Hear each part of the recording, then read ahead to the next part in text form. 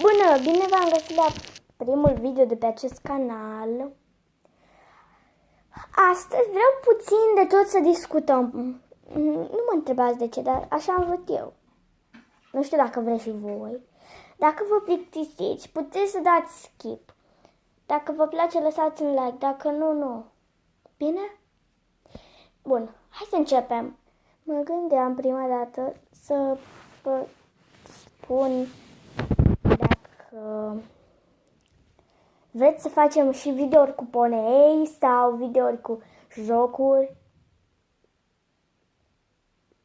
sau cu slime sau să-mi scrieți în comentarii ce videouri ați vrea să fac.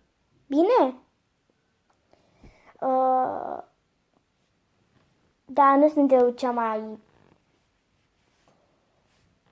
de pe YouTube cea mai tare, pentru că e de-abia primul meu video și cine știe, poate,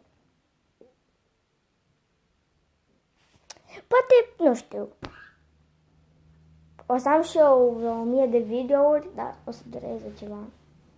Cine are canal de YouTube să-mi explice mai multe chestii, ok? Pa!